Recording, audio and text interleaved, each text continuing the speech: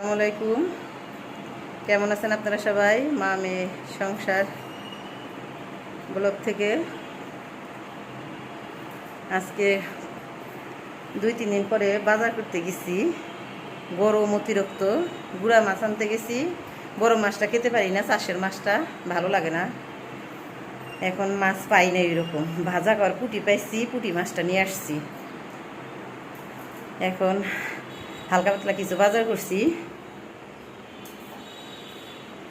দেখেন আজকে কি কি রান্না করি, কি কি খাওয়া দাওয়া করি। হচ্ছে ভাজা করা পুঁটি মাছ। পুঁটিটা একটু শাড়ি পরা পুঁটি, আর ওইটা জানি কি মাছ, গেটের সামনে পাইছি, ওইটা নিয়ে আসছে। আজকে মাছ নাই। আমার মেয়ে বসে বসে দেখছে, আর আমার আম্মা কাটতেছে।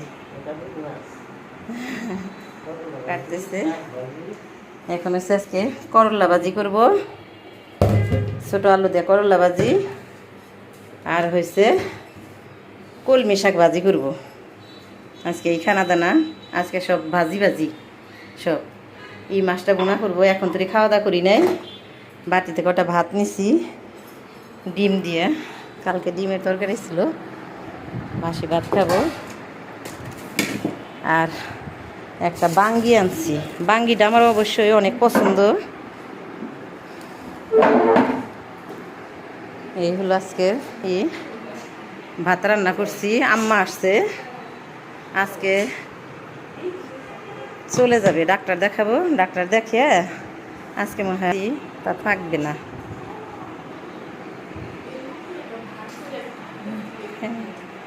এখন দেখেন আমার মেয়েও মাছ কাটে, জীবনের প্রথম মতো মাছ কাটতে পারে না, মাছ কাটতে বসছে। উল্টা উল্টা উল্টা উল্টা কাটতেছো তুমি, এইভাবে। হ্যাঁ হ্যাঁ হ্যাঁ, এইভাবে কাটো। দেখেন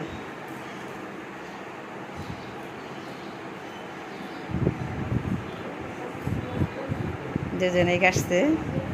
আমার আম্মারে নিষেধ করি কাজ করতে। আম্মার অবশ্যই ডাক্তারে বলছে কাজ করা যাবে না, কাজ করে না, বসে থাকতে পারে না সে, তার জন্য বসে থাকা নিষিদ্ধ। কিন্তু তারপরেও সে টুকটাক করে, মাছ টাছ আনলে বা শাক এগুলা কাটাকাটি করে, হেল্প করে। বুঝেনি তো, মারা মেয়েদের কষ্ট দেখতে পারে না। আম্মা অবশ্যই যেখানে যায় সেখানে আম্মা কাজ করে, কাজ করা ছাড়া আম্মা বসে থাকতে পারে না। আম্মা এইখানেও থাকে, গ্রামেও থাকে। গ্রামে গেলেও আম্মা গ্যাসেও রান্না করে, কারেন্টেও রান্না করে, লাকড়ির চুলায় আবার রান্না করে বেশি। লাকড়ির চুলায় রান্না করতে নিষেধ করি, তারপরে সে লাকড়ির চুলায় রান্না করবে। সে বসে থাকতে পারে না।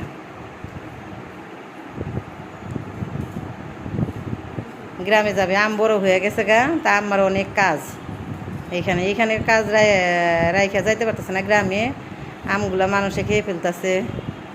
বুঝিনি তো, বাড়িতে না থাকলে যা হয় সব। খাবো, প্রচুর খিদা লাগছে। সকালে না খায় বাজার করতে চলে গেছি।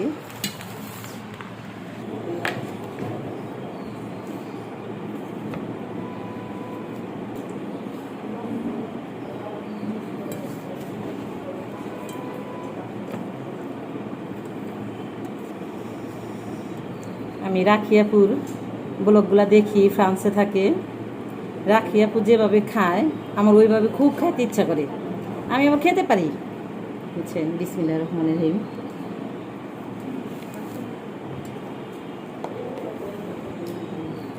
যেদিন আমার খাবার বন্ধ হয়ে যাবে সেদিন আমি মারা যাব, আমি আর আমার বাবা। আমার অনেকগুলো অপারেশন করা হয়েছে, কিন্তু আমার খাওয়া বন্ধ হয় নাই। আমি ভাত খেতে পারি প্রচুর। খাবার কোনো কিছুতে না নেয় আমার।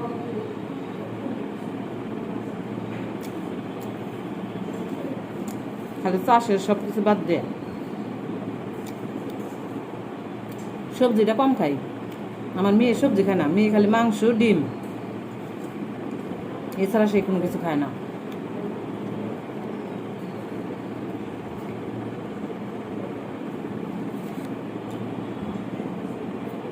আজকে মনটা খারাপ লাগতেছে, আমার মা চলে যাবে। 2-3 দিন ছিল, খুব ভালো লাগলো। একা বাসায় থাকি তো, মেয়ে স্কুলে যায়, আগে মেয়েকে নিয়ে যাই স্কুল বসে থাকতাম, এখন থাকি না। দেখেন আমি মাছ ফ্রিজে রেখে খেতে পারি না, আর যেদিন আনি এক রান্না করি 2 দিন খাই, কিন্তু আমি কাঁচা জিরা বেটে খাই, কাঁচা মশলা জিরা বাটা ছাড়া আমি খেয়ে খাই না। কাঁচা জিরা বেটে রান্না করলে পরে ওইটা টেস্ট অন্যরকম। আমি মশলাতে রান্না প্রতিদিনের মশলা প্রতিদিন বেটে রান্না করি।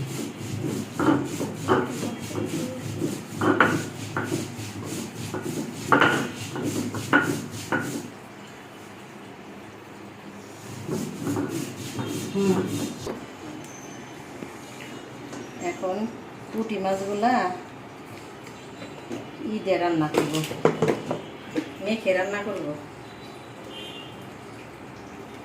হলুদ মরিচের গুঁড়া আর হয়েছে একটু ধনিয়ার গুঁড়া আর এই কাঁচা জিরা বাটা।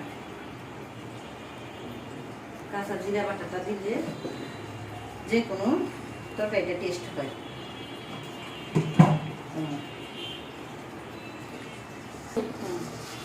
মাখা হয়ে গেছে, এখন পুঁটি মাছগুলা এটার সাথে মেখে এই করে দিব। হালকা পানি দিব, দিয়ে এটা করতে থাক। এখন এটার মধ্যে বড় মাছটা বসিয়ে দিব। এইটার মধ্যে বড় মাছটা রান্না করতে একটুকা মরিচ আমি একটুকা বেশি দিই, মরিচ আর দিয়ে দিচ্ছি। একটু পানি দিয়ে আগে কষে নেব।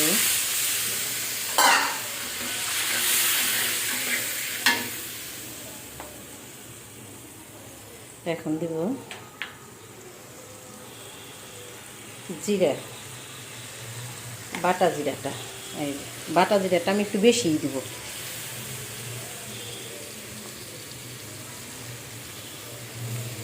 বাটা জিরাটা একটু বেশিই দিব।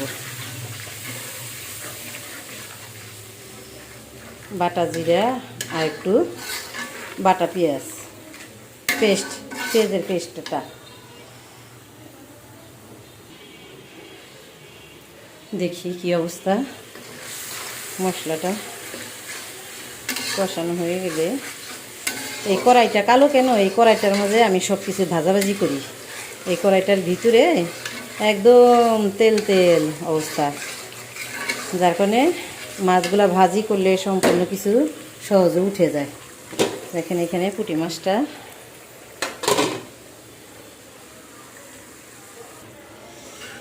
মাছগুলা ঢেলে দিছি, একদম মাছগুলা এখন কষে ফেলব। কষে ভুনা করব মাছটাকে, হালকা ঝোল থাকবে।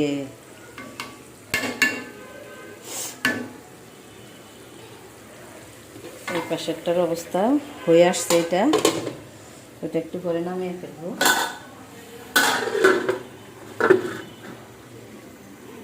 দেখেন বড় মাছটা রান্না করা শেষ, এখন সব রান্না শেষ।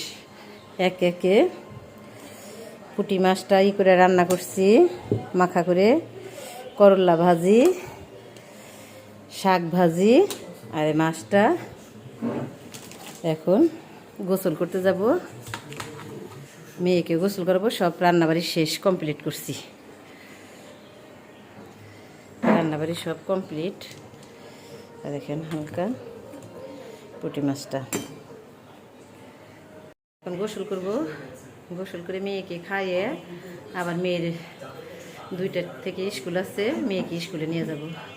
আমার চ্যানেলটাকে সাবস্ক্রাইব করে দিবেন, লাইক করবেন, শেয়ার করে কমেন্টস করে জানাবেন কেমন হচ্ছে। আমি একাই ভিডিও করি তো, আমাকে কেউ হেল্প করার নাই, যার কারণে আমার ভিডিওগুলো সব এলোমেলো হচ্ছে। অর্ধেক দেখা যায়, অর্ধেক দেখা যায় না।